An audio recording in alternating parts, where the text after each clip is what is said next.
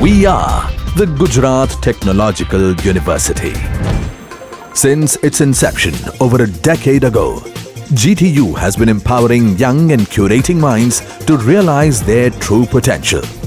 Over 4 lakh inspired students are enrolled with one of the premier academic universities in India. With more than 450 affiliated colleges in its fold operating across 5 zones of the state, GTU, the International Innovative University, your place to move forward.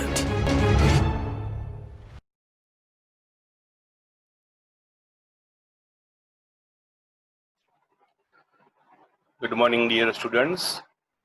This is Dr. Hitesh R. Ashani, Assistant Professor, Department of Civil Engineering, VVP Engineering College, Rajkot. Welcome you all in this lecture of Basic Civil Engineering subject. Today, I am going to discuss about the few topics of the surveying chapter from the module number 4. These are the 3 topics.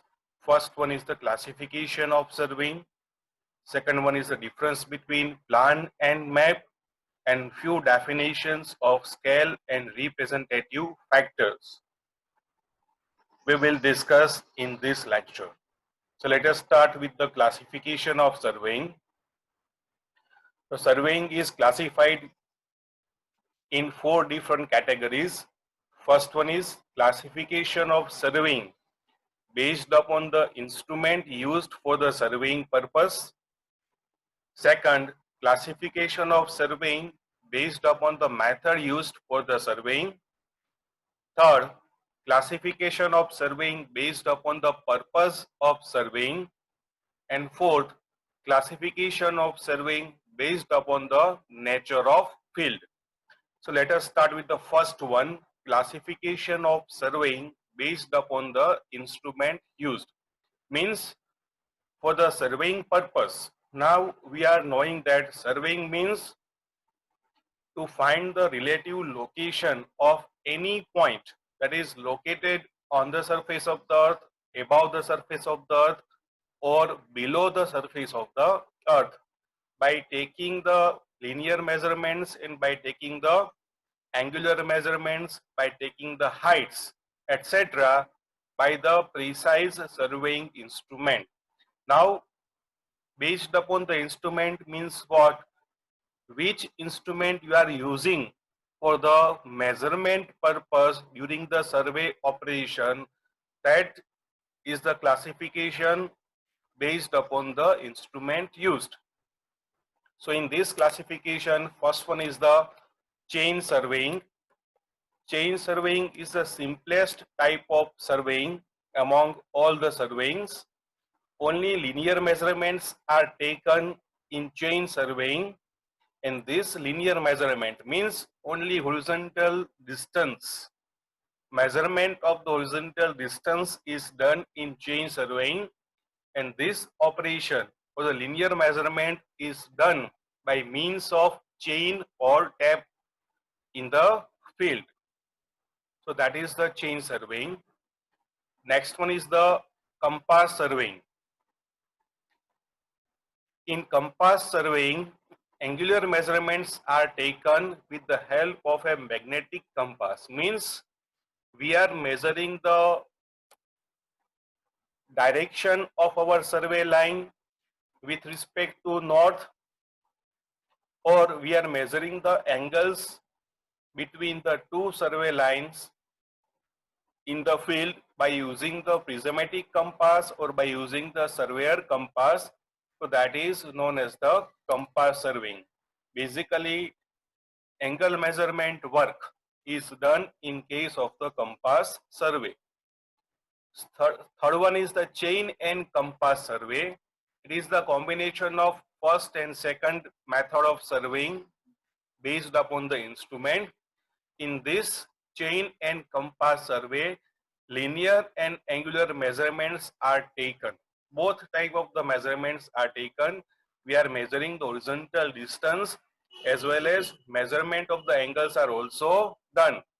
Now linear measurement is done by means of chain or tap, and the measurement of the angle is done by the magnetic compass, either prismatic compass or surveyor compass. So that is chain and compass survey.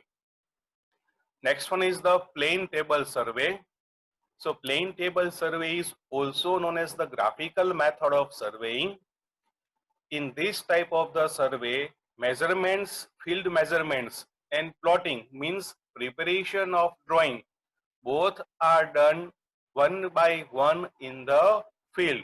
So that's why this method is known as the graphical method of surveying. As your survey completes in the field, your drawing, your map is ready at the end of the survey. In this type of the survey, field book is not required. Next one is theodolite survey. In theodolite survey, linear and angular measurements are taken in the horizontal direction. Means we are measuring the distances and we are measuring the angles in the horizontal direction. So linear measurements are taken by means of chain or tap, and the angular measurements are taken with more accurately available instruments, that is known as the theodolite. So that's why this surveying is known as the theodolite survey. Next one is the tachyometric surveying. So tachyometric surveying is also known as the indirect method of surveying. Tachyometer is nothing but it is a special type of theodolite. It is used to find the horizontal and vertical distance by indirect means. Means we have to we have to measure the vertical angles and we have to measure the staff reading in case of the tachyometric surveying, and that vertical angles and staff readings or staff intercepts are inserted into the trigonometrical formula to find the horizontal distance and vertical distance indirectly. Now next one is the leveling survey. So leveling survey is used to find the vertical distance and relative heights, means difference of height between the 2 points that are located on the surface of the earth, above the surface of the earth or below the surface of the earth. Basically, we are finding the heights of the different points. So for the leveling survey, instrument requires is dumpy level and leveling staff. Next one is the photogrammetric survey. So aerial photographs are taken by means of camera that is mounted on the aircraft. So from the aircraft we are taking the photographs of the required area, and then measurements are found from this photograph. Means we require special skill to study the photograph, and from photograph we can find the certain measurements or required measurements for the further use. And last one is the EDM survey, electronic distance measurement survey. So it is a survey in which all types of the measurements like length, height, angle, etc. are measured by the single instrument, that is total station. So total station is an instrument by which we can perform all the surveying operations that we have seen from 1 to 8. So that is electronic distance measurement or electronic distance meter, that is total station. Now next one is the classification of surveying based upon the method used for the surveying. So there are two categories. First one is the triangulation survey and second is the traverse survey. So first one is the triangulation survey. You see the figure here. Figure is given. This is the triangulation survey. So it is the basic method of surveying. It is adopted when the survey area is comparatively small and comparatively flat, means there is no much undulations are there on the survey area. This method is suitable or preferable. So in triangulation survey, entire area is divided into network of well-conditioned triangles and details are collected. You can see here all the survey area. This is my main control stations on the boundary of the survey area, and then okay, the entire survey area within the control stations okay is divided into network of well-conditioned triangles, and then further details are collected within the triangles. Length of the sides of triangles are measured with chain or tape. No angular measurements are taken in this type of the survey. Next one is the traverse survey. So traverse means what? It is the circuit of connected survey lines. Means if one survey lines connect with another survey line, and whatever the framework or skeleton of the survey lines are created, that is known as the traverse. So traverse may be of two types. One is the open traverse or closed traverse. Open traverse means what? If the starting point and end point are different, that is open traverse, and if the starting point and end point of the traverse is same, that is known as the closed traverse. So linear measurements are taken by means of chain and tape, and the angular measurements are taken with the help of compass or theodolite. So here in case of the traverse survey, horizontal measurements, distance measurements and the angle measurements both are taken. Now, third category of the classification of surveying is based upon the purpose. So there are four categories. So first one is the geological survey. Geological survey is conducted to locate the minerals and rocks.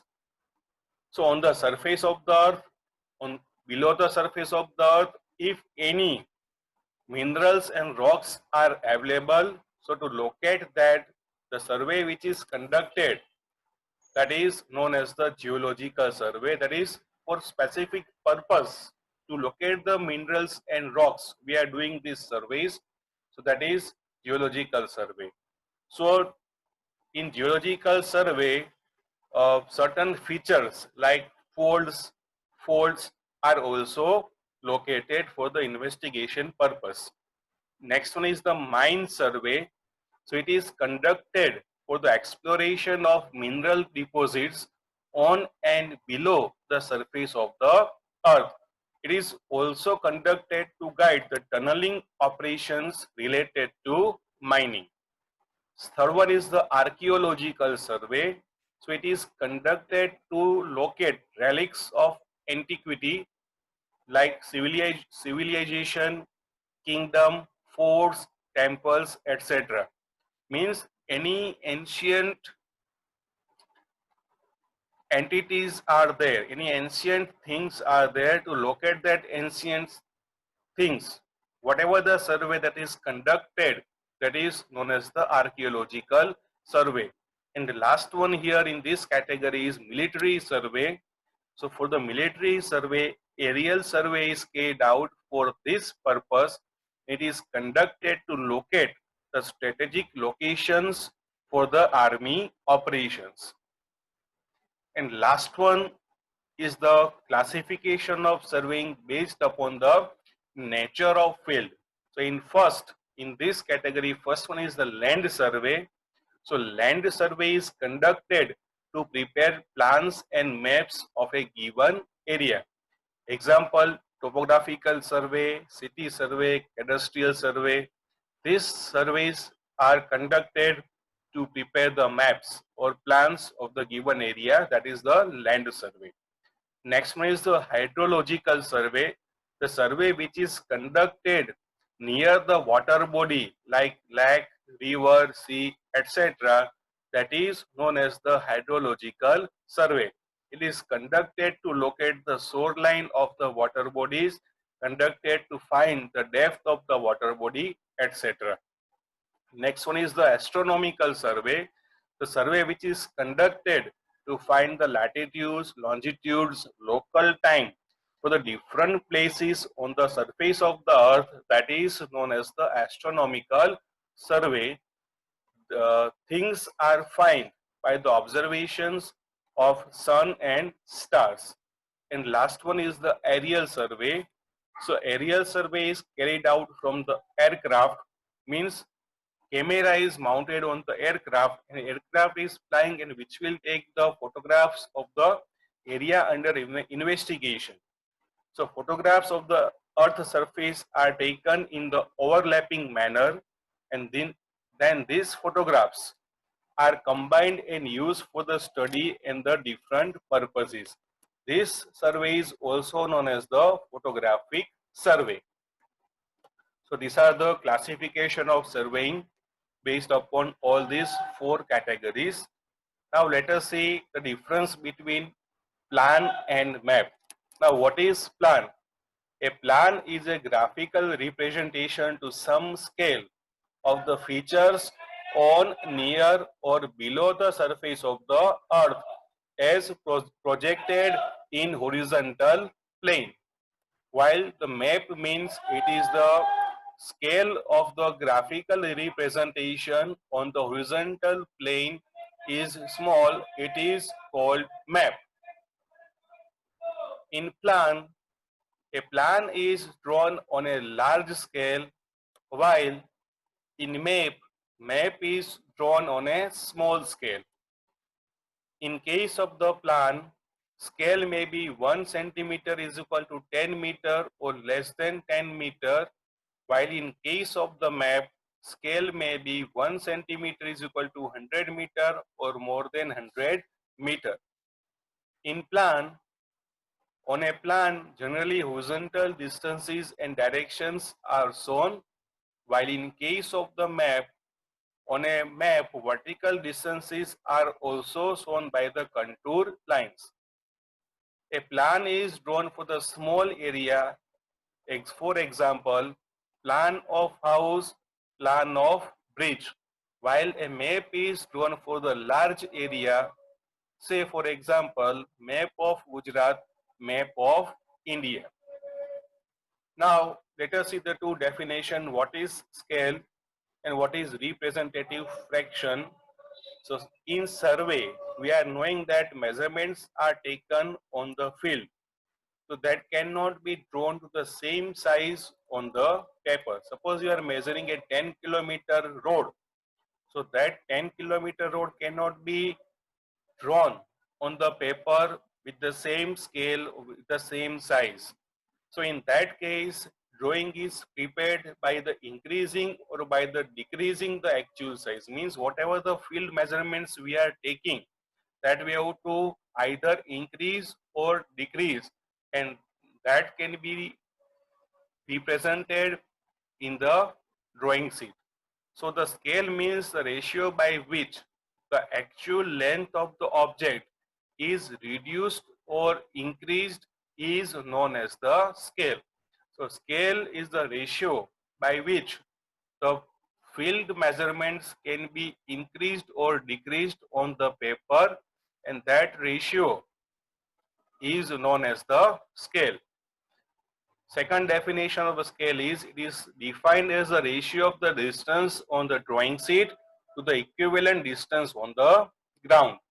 For example, if a line 1 centimeter long on the drawing sheet represents 10 meter on the ground, the scale can be expressed as 1 centimeter is equal to 10 meter. Means 10 meter of the ground distance can be represented on the drawing sheet by the 1 centimeter line.